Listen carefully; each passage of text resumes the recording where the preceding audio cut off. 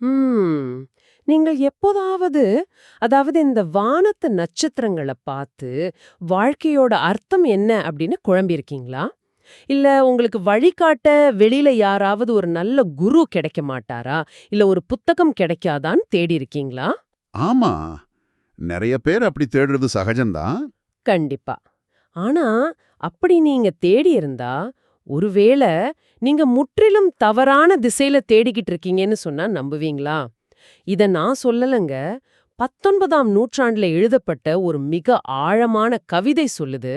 நீங்க பிரபஞ்சத்தோட ரகசியங்கள தேடி எங்கும் அலைய வேண்டாம்.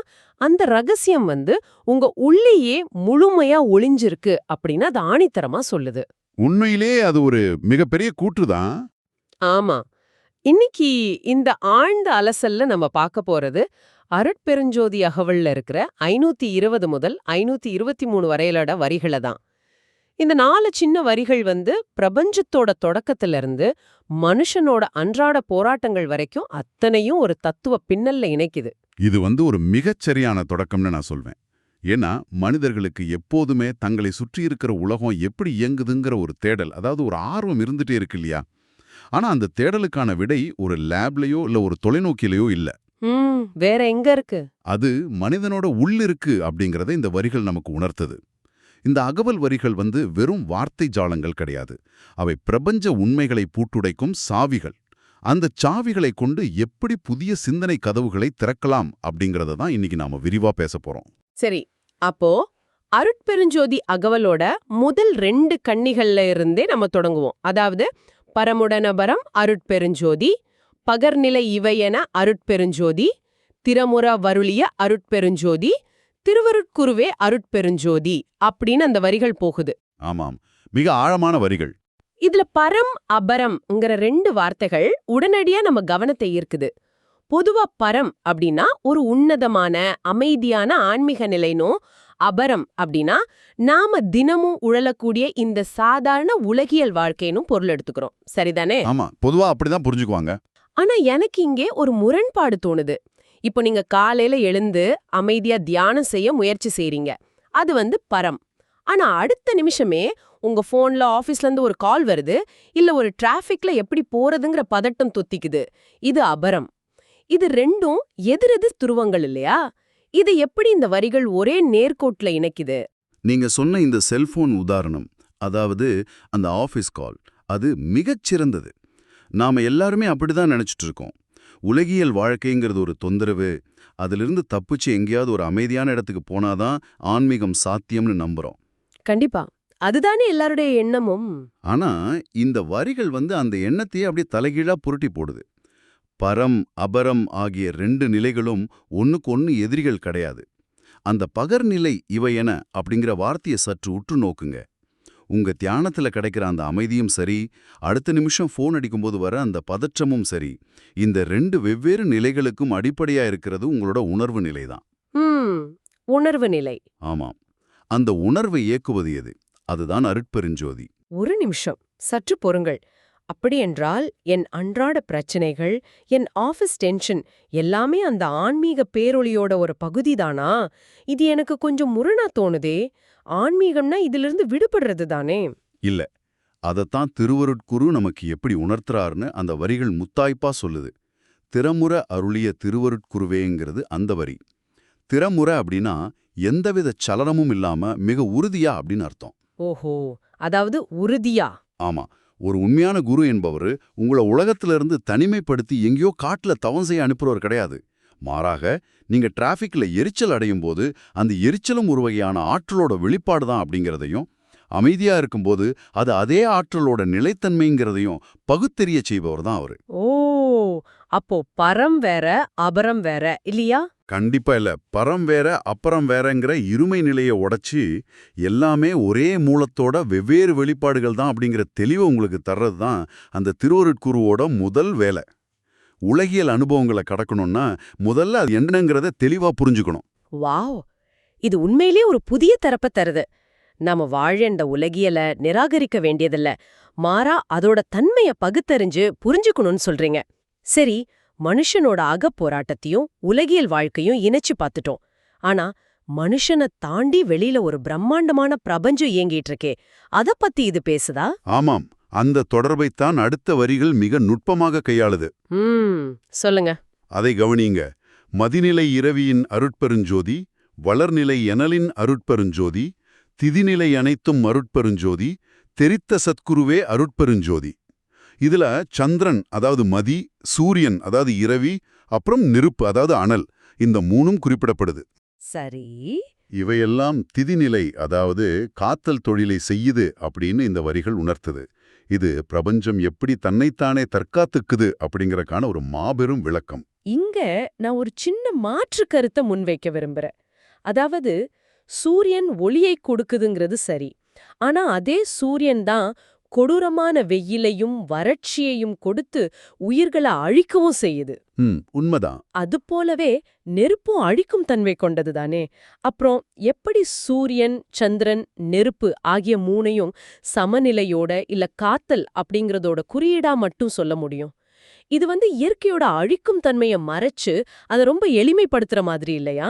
இது மிகச்சிறந்த கேள்வி. இயற்கையை நாம எப்படி பார்க்கறோம் அப்படிங்கறதுல தான் சூட்சுமமே இருக்கு.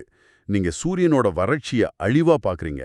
ஆனா பிரபஞ்சவியல் படி பார்த்தோம்னா காத்தல் அல்லது நிலைநிறுத்துதல் அப்படிங்கிறது எந்த மாற்றமும் இல்லாத ஒரு தேக்க நிலை கிடையாது. அதோட குறியீடு பிரபஞ்சம் முழுவதும் இந்த குளிர்ச்சிக்கும் வெப்பத்துக்கும் ஈர்ப்புக்கும் விரிவடைதலுக்கும் இடையில ஒரு மாபெரும் சமர் நடந்துகிட்டே இருக்கு. ஓ, ஆக ஒண்ணுக்கொண்ணு முரண்பட்ட ரெண்டு ஆற்றல்கள் மோதிக்கொள்ளும் போதுதான் அங்கே ஒரு இயக்கம் சாத்தியமாகுதுங்கிறீங்களா? மிகச் சரியாக சொன்னீங்க. அந்த ரெண்டு முரண்பட்ட ஆற்றல்களையும் இணைச்சு இந்த மாபெரும் பிரபஞ்சம் சிதறி விடாம ஒரு சமநிலையில வச்சிருக்கு இல்லையா, அதுதான் அனல் அல்லது நெருப்பு. ஓஹோ. இதத்தான் வளர்நிலை அனல் அப்படின்னு சொல்றாங்க. அதாவது ஆக்கப்பூர்வமான வளரும் ஆற்றல். உங்களோட முந்தைய கேள்வியான வறட்சிக்கு வருவோம். வறட்சிங்கிறது ஒரு குறிப்பிட்ட சூழல்ல நமக்கு கேடா தோணலாம். ஆனா கடல் நீரை ஆவியாக்கி மீண்டும் மழையா மாத்துறதுக்கு அந்த மாபெரும் வெப்பம் தேவைப்படுது இல்லையா? ஆமா, அது இல்லனா மழையே இல்லையே. இயக்கத்தை ஒண்ணுக்கொன்னு முரணானவற்றை வச்சு ஒரு சிம்பொனி இசைய போல ஒருங்கிணைத்து நடத்துவது எது? அந்த அருட்பெருஞ்சோதி. ஆமாம், அந்த அருட்பெருஞ்சோதிங்கிற பேரொளிதான். இததான் சர்க்குரு நமக்கு விளக்குறாரு. ஓ, இப்ப நல்லா புரியுது.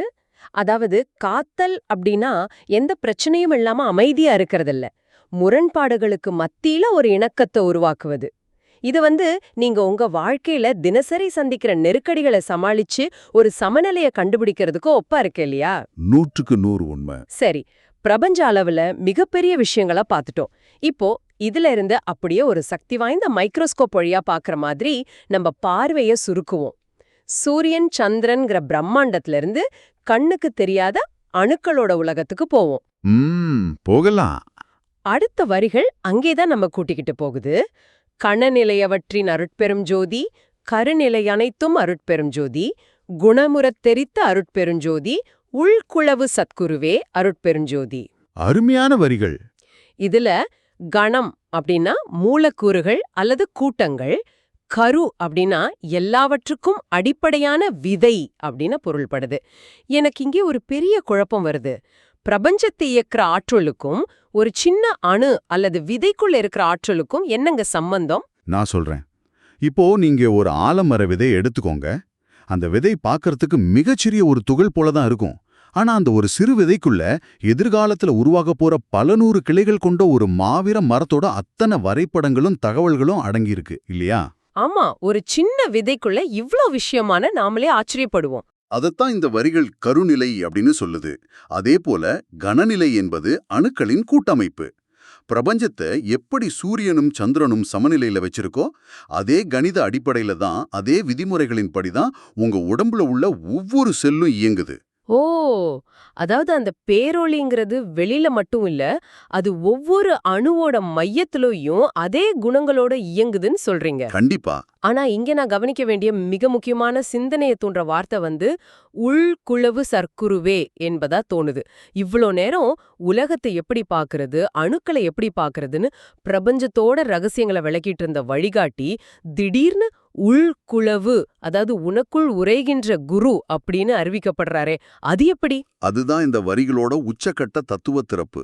நமக்கு குரு அப்படின்ன உடனே மரத்தடியில வெள்ளச்சட்டை அல்லது காவி உடை அணிஞ்சு அமர்ந்து இருக்கிற ஒரு மனித உருவம் தான் மனசுல தோணும் இல்லையா? ஆமா, ஒரு முனிவர் மாதிரி. அந்த பிம்பத்தை இந்த வரிகள் சுக்குநூறா உடைக்குது.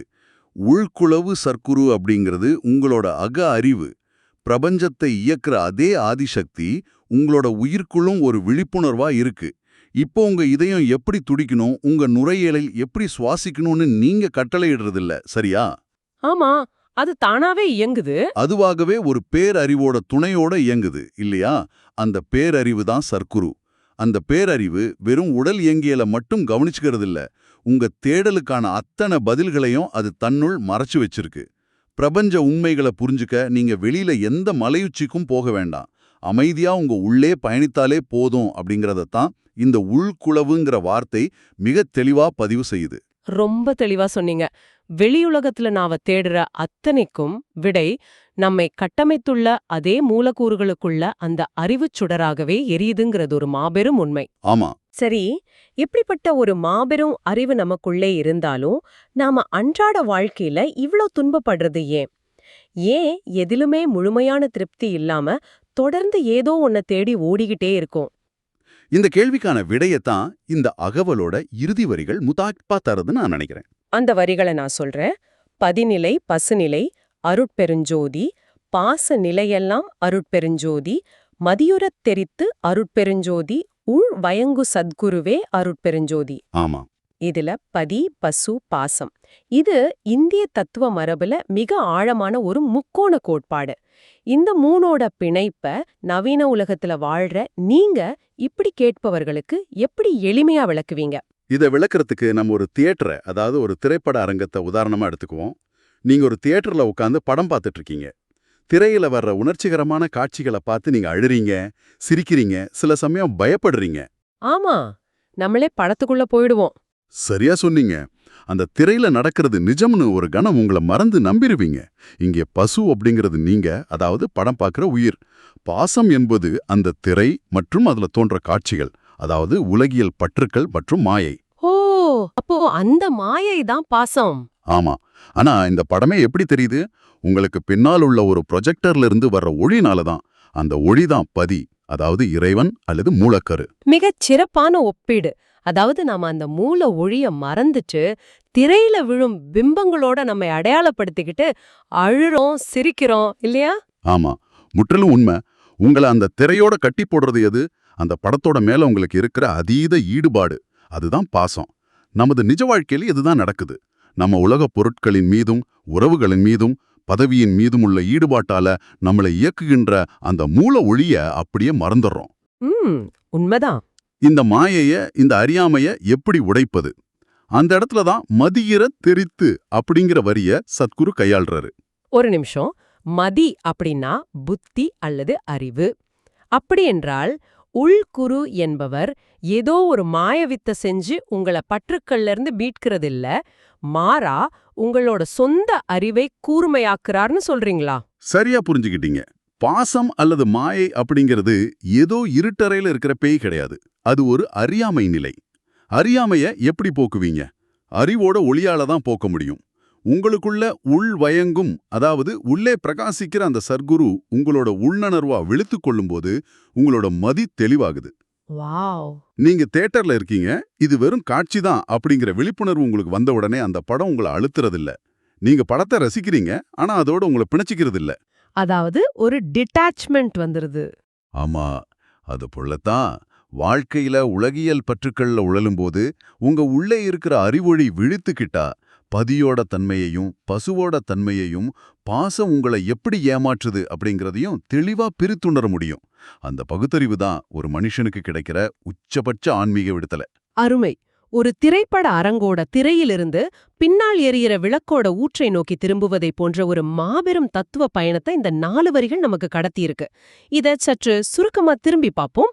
முதல்ல பரம் அபரம்ங்கிற ஆன்மீகத்துக்கும் உலகியலுக்கும் இடையிலான நமது அன்றாட போராட்டங்களை உற்று நோக்கினோம். ஆமா, அந்த போராட்டங்கள் வெவ்வேறானவை இல்ல, ரெண்டும் ஒரே ஆற்றலோட வெவ்வேறு அங்கங்கள் தானு உணர்ந்தோம். அப்புறம் பிரபஞ்ச அளவுல சூரியனும் சந்திரனும் நெருப்பும் இணைந்து எப்படி காத்தல் அப்படிங்கிற இந்த உலகத்தோட முரண்பாடுகளை சமநிலையில தாங்கி பிடிக்குதுன்னு ஆராய்ந்தோம். கண்டிப்பா. அதே பிரபஞ்ச கணக்குகள் எப்படி ஒரு சிறு அணுவுக்குள்ளும் விதைக்குள்ளும் பொதிஞ்சு கிடக்குதுன்னு வியந்தோம். இறுதியா மனிதன் ஏன் துன்பப்படுகிறான்னு கேட்ட கேள்விக்கு பதி, பசு, பாசம்ங்கிற மூணோட இயல்பை பகுத்தறியும் அக அறிவின் மூலம் விடை கண்டோம்.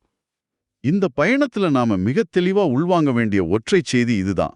அதாவது, இத்தனை பிரமாண்டங்களையும் சூட்ச்மங்களையும் உங்களுக்கு விளக்குறதுக்காக காத்திருக்கிற அந்த சர்க்குரு, நீங்க தேடி போற எந்த மலைக்குகையிலயும் இல்ல. அவர் உங்க அறிவோட உச்சியில, உங்க ஒவ்வொரு அணுவுலையும் உள்வயங்கு ஜோதியா உங்களுக்குள்ள பிரகாசிச்சுக்கிட்டு இருக்காரு. உங்களுக்கான விடைகள் அனைத்தும் உங்களுக்குள்ளேயே எழுதப்பட்டிருக்கு அப்படிங்கறத உணர்வது தான் உண்மையான ஞானத்தோட தொடக்கம். இதை விட ஆழமா இந்த தத்துவத்தை உணர முடியாது. நீங்க இதை சொல்லும்போது எனக்கு தோணுவது ஒன்றுதான். நீங்க இவ்வளவு நாளா உங்களை சுற்றியுள்ள உலகை, உங்க வாழ்க்கையோட நோக்கத்தை, உங்க பிரச்சனைகளுக்கான தீர்வுகளை வெளியில எங்கோ தேடிட்டு இருக்கீங்க இல்லையா? ம், ஆமா. உறவுகள் கிட்ட, புத்தகங்கள் கிட்ட, வேறு மனிதர்கள் கிட்ட அப்படின்னு உங்க தேடல் முழுவதும் உங்களுக்கு வெளியே தான் விரிஞ்சு கிடக்குதே தவிர, எப்பவாவது உங்க கண்களை மூடி உங்களுக்குள்ள ஆழமா தேடி இருக்கீங்களா? இன்னைக்கு நாம பார்த்த இந்த வரிகள் சொல்றது போல, பிரபஞ்சத்தோட அத்தனை ரகசியங்களையும் உங்களுக்கு உணர்த்துற அந்த திருவருட்குரு உங்களுக்குள்ளேயே தான் முழு ஒளியோடு பிரகாசிக்கிறாருன்னா, உங்களுக்கான உண்மையான தேடல் எங்கே தொடங்கணும்? உங்களுக்கு வெளியேவா? இல்ல உங்களுக்கு உள்ளேயா? நீங்களே சிந்திச்சு பாருங்க.